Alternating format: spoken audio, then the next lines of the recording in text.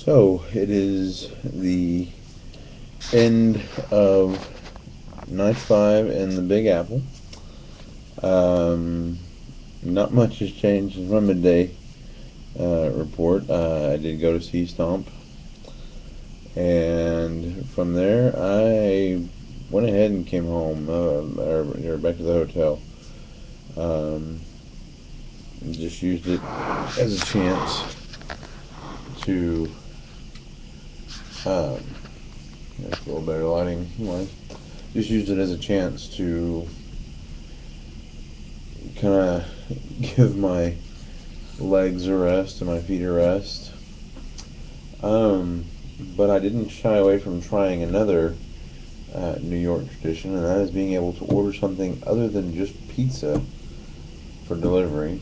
And that iconic uh, delivery that you get in New York is Chinese. So I, tried it out. Uh, Actually, they have made it. I don't know how long ago they did it, but of course, technology has just made it super, super simple to do. Just download an app and do it uh, right from my phone. And 30 minutes later, the guy was knocking on my door, and there I was. Not the best Chinese food I've ever had, but it was just nice to experience that anyway. Uh, but a couple last stops tomorrow to cap off the week. Doing oh well, back up just a minute. Stomp.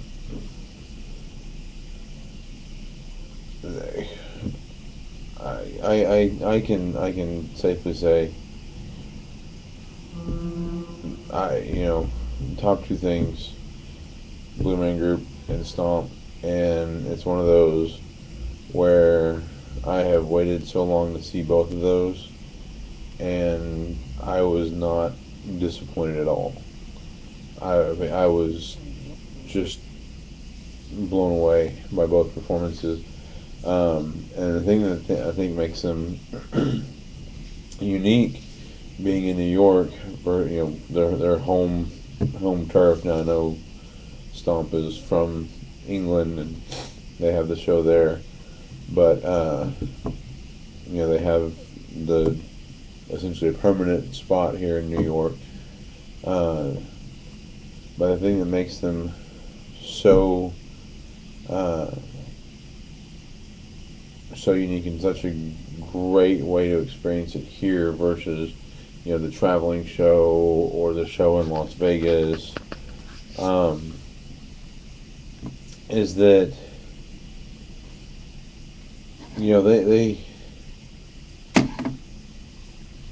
they really made a home in these theaters, and even though they're small theaters, I mean both of them were tiny, you know tiny little shoebox theaters compared to what you see with other performances, or at least again I haven't been anything else on Broadway, um, but at least what you see in the movies and stuff like that, and even if you compare it to uh, the theater experiences in like say Dallas or uh, I know some things have even come to the Cowan Center in Tyler, which is a huge uh, a huge auditorium in comparison to these theaters. But they make use of the whole theater, and they both shows they really get the crowd involved, and it's interactive, and I mean even something as simple as responsive clap. When I went to Stomp, the guy comes out and he's doing like all. on his body, which I know I've done myself in the past too. Just kind of, as Diane calls it, my bongo belly. Um, but just like nervous tapping and stuff. Um, but he goes through it, and then he just to get a response from the audience, because he's at that point he's like, y'all do it back, y'all do it back, come on. Um, and just interacting with people. Like, both shows had someone that came in after they had started. I thought it was funny the way the Blue Man Group do it. It was actually during the Joypad uh, skit, and so the Joypads stopped working suddenly and started flashing late arrival, and so they had a cameraman come out, and one of the Blue Men actually went out into the audience with a spotlight, and the cameraman followed him, and they kind of you know made made a spectacle of that. Did it, just kind of by acknowledging them here, and one of the performers, she looks at her wrist, which doesn't have a watch on it, and she just kind of gives him that look and taps her wrist like, you. But all in good fun, because they laughed about it, and got the audience laughing, and uh, but the other thing I found interesting about both shows is that there's no words in either one of them.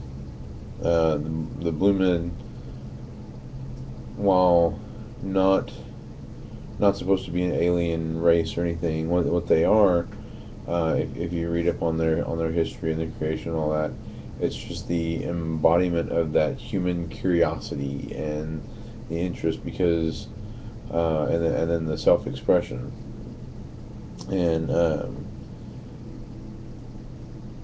and they do it. They take on the persona of the Blue Man. Um, so is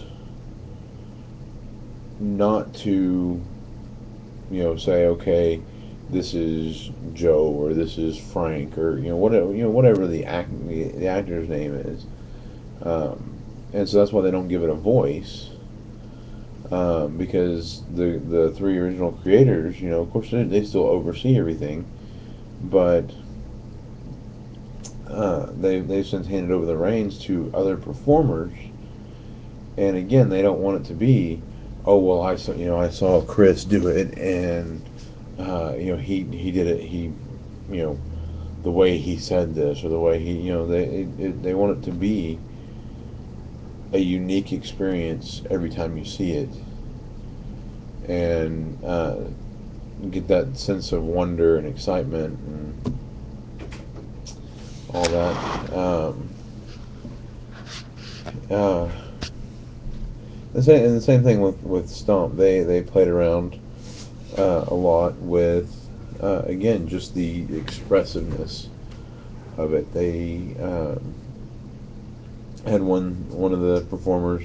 He's a little guy. They kept kind of picking at him and everything, and uh, well, whenever they would pick at him a little bit, he would do something to just steal the show.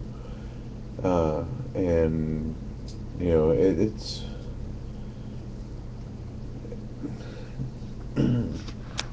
again, it's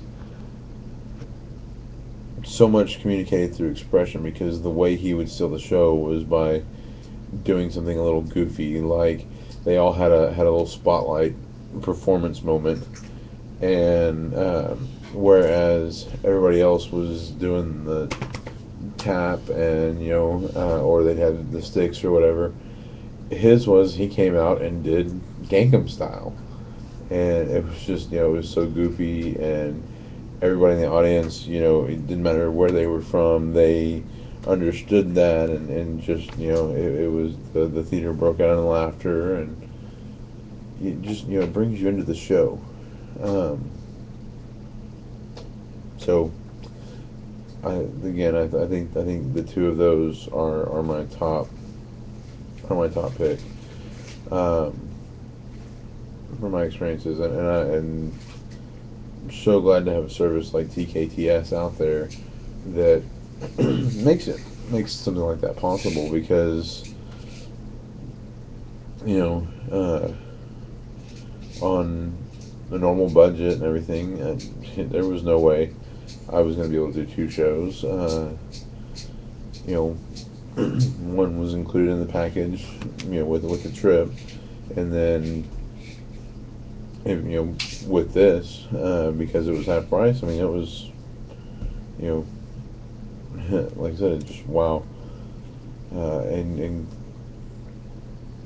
but right behind those, of course, the 9/11 memorial, just because it evokes so much emotion. Even not knowing anybody, personally, that was involved in it, but just seeing the names, and having the image of the towers there, and then now it's a whole. I mean, it just wow. And to see Freedom Tower going up right there next to it, it just,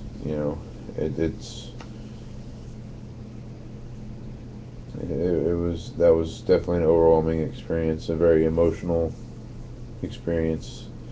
Um, just wow. uh, but I mean, from everything that we've done, it's been a great trip. It's been exhausting, very very much so. But I mean, you don't come to New York and not walk. I think I pointed out. I know I pointed out to the group. I don't know if I said anything on here, but um, hitting easily an average of about 12 miles a day. Now, today I didn't do quite that, but to go from never, never really hitting my step goal to, I know today by 3 o'clock I had hit already 11,000 steps. It's New York. You're gonna do that. You're gonna, you know, even taking the subway, you got to walk down the stairs to get to the subway. You're doing walking tours of everything, um, and I mean, I've seen a lot, and there is still so much left to see, that in this trip I won't get to take in.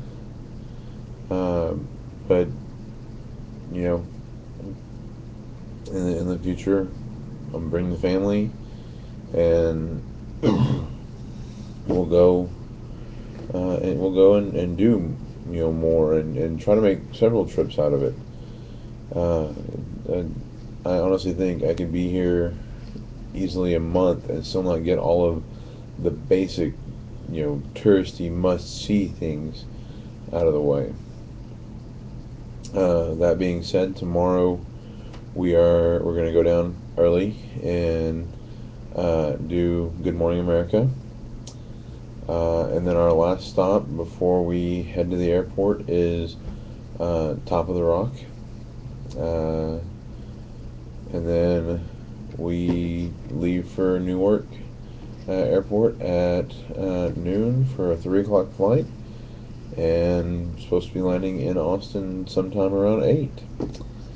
So we'll see how that goes, and I will try to do one last update before we leave.